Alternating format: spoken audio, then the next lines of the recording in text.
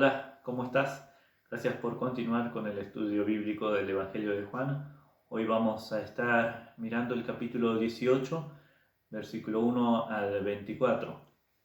Ya hemos terminado el discurso del aposento alto que comenzó en el capítulo 13 y concluyó en el capítulo 7 con Jesús orando, haciendo esa maravillosa oración. Nos encontramos ahora en las últimas horas de vida de nuestro Señor Jesucristo. En este capítulo vemos que Él es arrestado y es llevado ante el sumo sacerdote. Los acontecimientos que presenta el relato del Evangelio de Juan es diferente a la de los otros evangelios, Mateo, Marcos y Lucas. En esos tres evangelios el énfasis estuvo colocado en la humanidad de Cristo, su naturaleza humana y los sufrimientos que el Señor experimentó para salvarnos.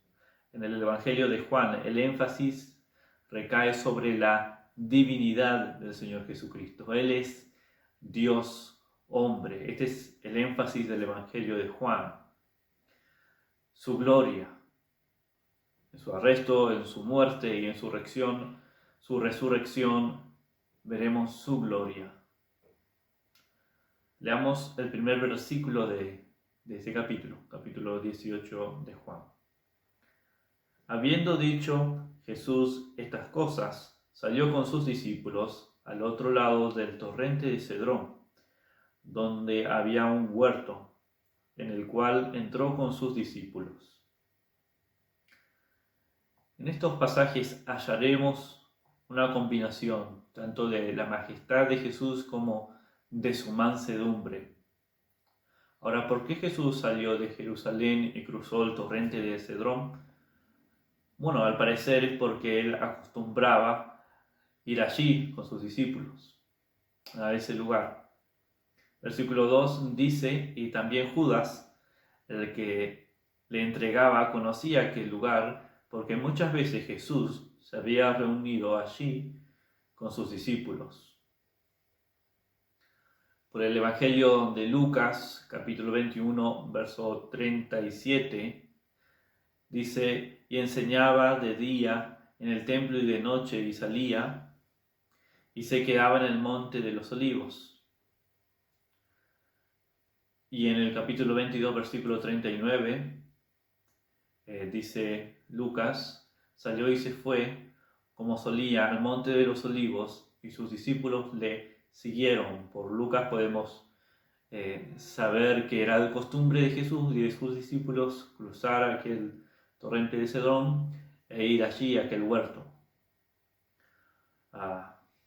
Cruzaban aquel arroyo. Versículo 3 dice, Judas, pues, tomando una compañía de soldados y alguaciles de los principales sacerdotes y de los fariseos, fue con linternas, antorchas y armas. También por el Evangelio de Lucas, capítulo 22, versículo 52, sabemos que Jesús dijo, como contra un ladrón habéis salido con espadas y palos. Lucas dijo que una compañía de soldados fue allí. Una compañía de soldados era la 10ª parte de una legión. Estaba compuesta por aproximadamente 600 hombres. El Evangelio de Mateo dijo que había muchedumbre, mucha gente vino con Judas. Ahora, ¿por qué vino tan multitud con espadas y palos ante Jesús? Seguramente porque sabían que Jesús había hecho muchos milagros y creían que si traían con ellos una gran compañía de hombres armados y peligrosos, era suficiente para capturarle. Pero observemos la dignidad de nuestro Señor, el versículo 4. Pero Jesús, sabiendo todas las cosas que le habían de sobrevenir, se adelantó y les dijo, ¿a quién buscáis? Jesús se adelantó a ellos y les dijo, a quien buscáis.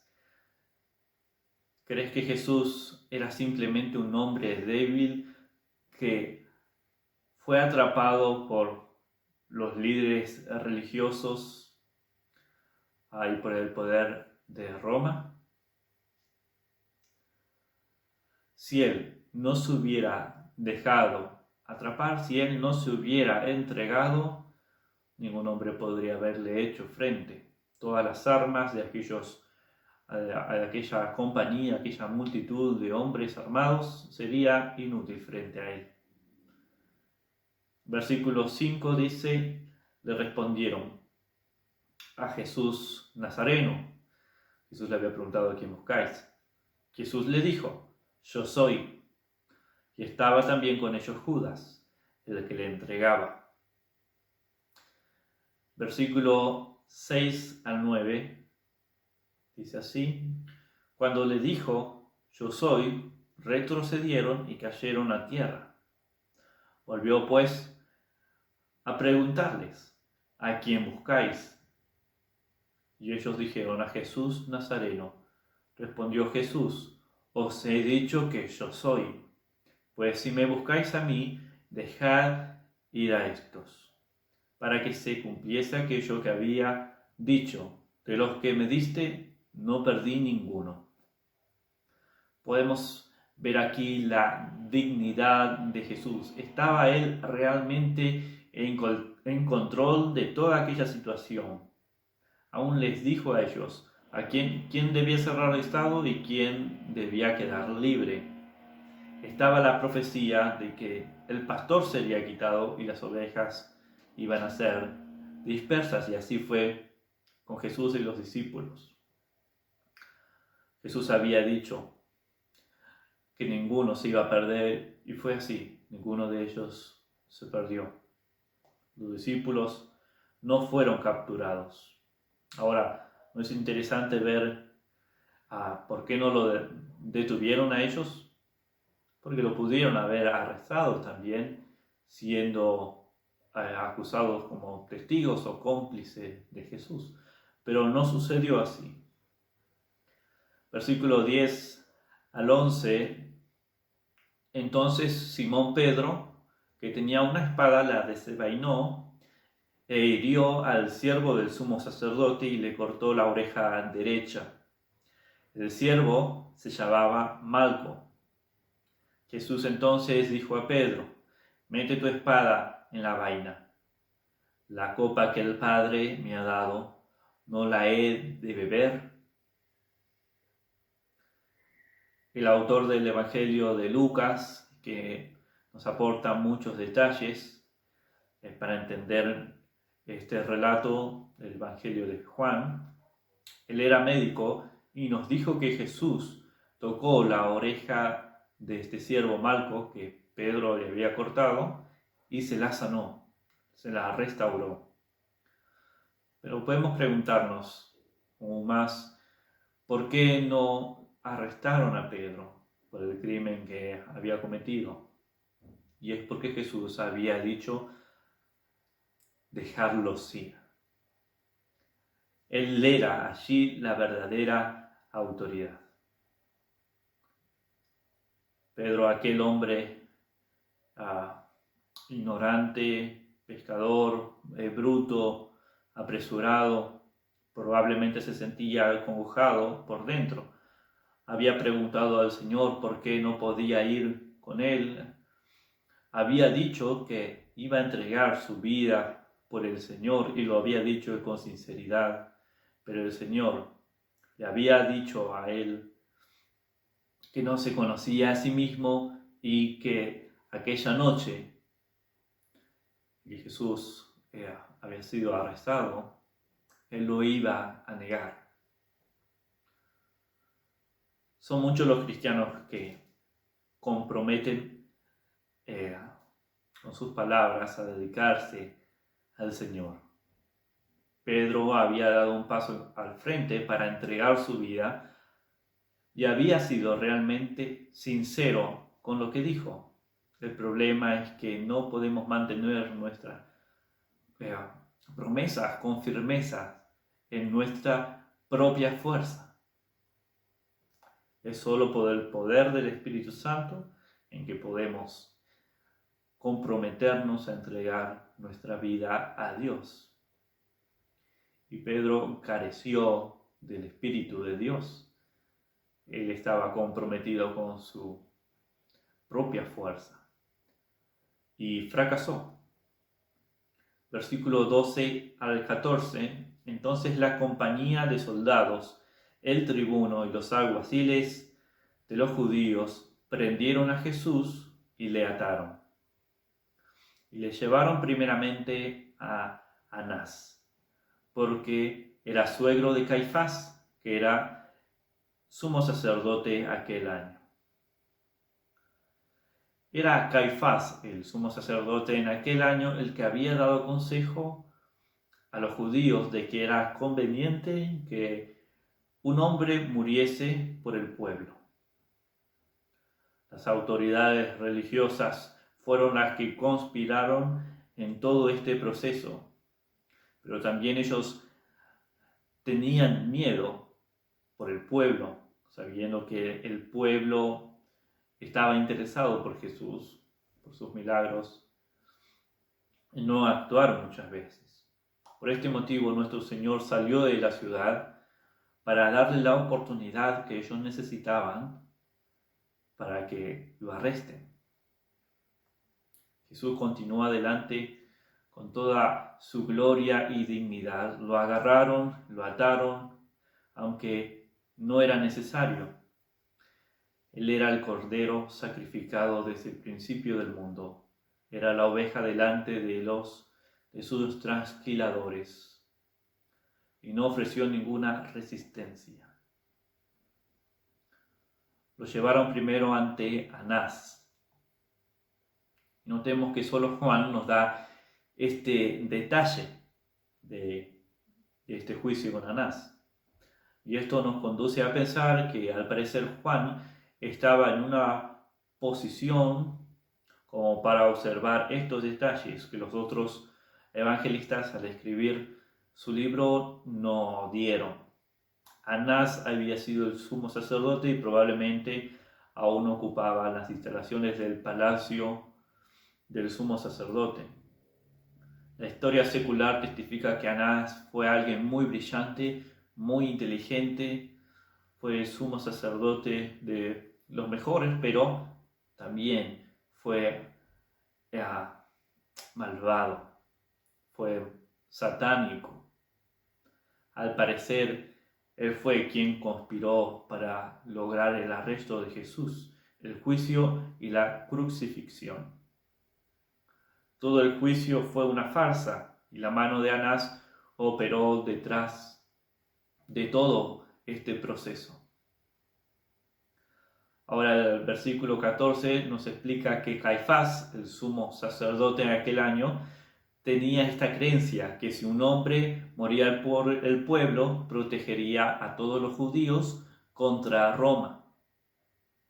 Juan incluyó aquí esta observación para mostrarnos que ya se había predestinado que el Señor Jesús debía morir. Eso ya estaba decidido. El anciano Anás sabía cómo falsificar una acusación contra Jesús para lograr que las autoridades romanas aplicaran la pena de muerte. Él conspiró y tramó y efectuó todo esto. Versículo 15.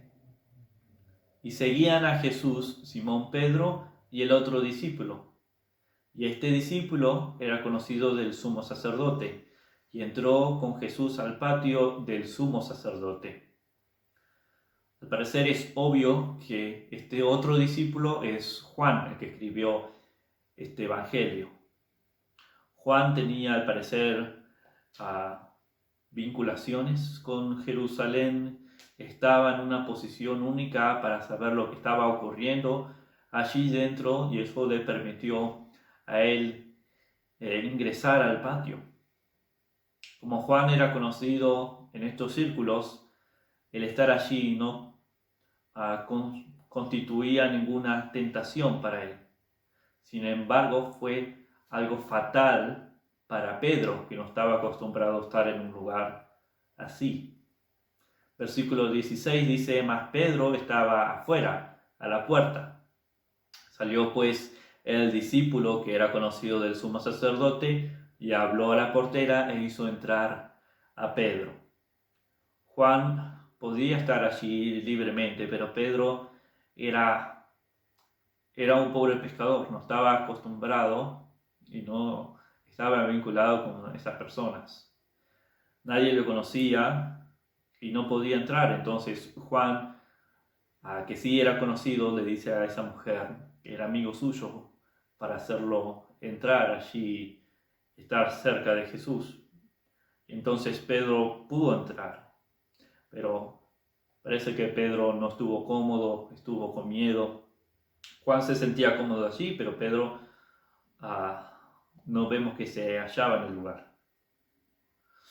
Otra cosa de Pedro es que él era una persona que hablaba mucho y se exponía mucho también. Simplemente él no podía dejar de hablar. Recordemos que los otros evangelios, hablando de este incidente, nos dicen que la mujer le reconoció como Galileo. Si Pedro hubiese estado callado, no lo hubieran reconocido como Galileo, pero fue reconocido como Galileo por su forma de hablar. Lo traicionó su forma de hablar. Hablaba demasiado y además se puso nervioso. Una mujer fue la causante de que él negara al Señor. Leamos versículos 17 y 18. Entonces la criada portera dijo a Pedro: ¿no eres tú también de los discípulos de este hombre? Dijo él: no lo soy. Ahí negó al Señor, negó conocerlo, ser su discípulo. Y estaba en pie los siervos y los alguaciles, que habían encendido un fuego porque hacía frío y se calentaban, y también con ellos estaba Pedro en pie calentándose. Ahora en los versículos siguientes, versículo 19 al 24, tenemos el juicio de Jesús ante el sumo sacerdote. El juicio de Jesús ante el sumo sacerdote. Primero leamos versículo 19 al 21. Y el sumo sacerdote preguntó a Jesús acerca de sus discípulos y de su doctrina. Jesús les respondió: yo públicamente he hablado al mundo, siempre he enseñado en las sinagogas y en el templo, donde se reúnen todos los judíos, y nada he hablado en oculto. ¿Por qué me preguntas a mí? Pregunta a los que han oído. ¿Qué les haya yo hablado? He aquí ellos saben lo que yo he dicho. Jesús es acusado, recriminado por sus enseñanzas, a lo que él responde que simplemente habló públicamente para que todos oyeran y nunca en secreto. De modo que era mejor buscar a aquellas personas que le oyeron a él e interrogarles a ellos primero. Pero no era lo que el sumo sacerdote estaba buscando hacer.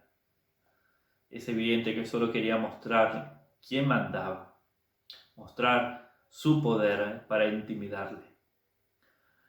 Versículo 22, cuando Jesús hubo dicho esto, uno de los guardias que estaba allí le dio una bofetada diciendo: ¿así respondes al sumo sacerdote?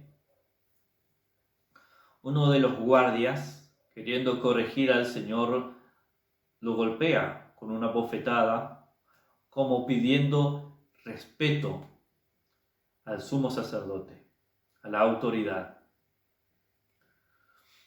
Esta práctica era frecuente para aquellos que eran insolentes, pero Jesús no hablaba con insolencia, sino que reconoce sus derechos y habla sabiamente.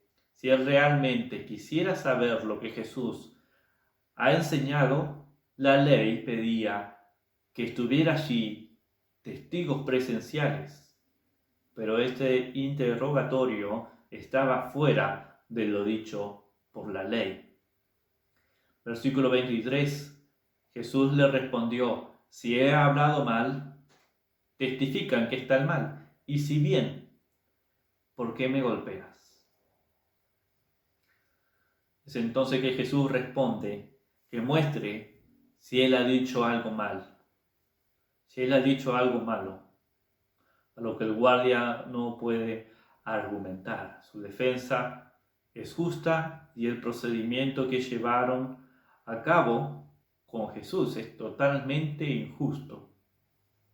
Jesús se sometió a esta clase de humillación, se entregó para morir por los pecados tuyos y por los míos. Sin embargo, Él les llamó la atención a ellos sobre el hecho de que estaban haciendo las cosas de forma ilegal y contrario a la ley de Moisés. Primero, no tenían ningún testigo contra él para poder acusarle en que estaba haciendo el mal. Y aún así lo golpearon. Ellos eran los que estaban violando la ley. También comenzaron el juicio de noche, cuando en la ley no se podía comenzar un juicio de noche, ni terminarlo de noche. Un juicio no debía comenzar y terminar el mismo día. Y ellos estaban haciendo todo esto en el mismo día, de noche, y le estaban golpeando sin haberlo declarado culpable. Versículo 24, Anás entonces le envió atado a Caifás, el sumo sacerdote. Parece que ni siquiera Caifás se encontraba allí presente durante el interrogatorio, y quien representaba la autoridad del sumo sacerdote era su suegro. Juan incluyó también este breve versículo para decirnos una vez más que fue Anás quien ató a Jesús. Anás fue quien conspiró y planeó todo este complot diabólico. En todo esto, en toda esta injusticia hecha a Jesús, la traición de su discípulo, en todo este mal, lo vemos a Jesús manso, humilde, tranquilo, sabiendo que ha llegado su hora. Él iba a morir por nuestros pecados, iba a cargar con nuestros pecados en aquella cruz, para que todo aquel que en Él cree no se pierda, mas tenga vida eterna.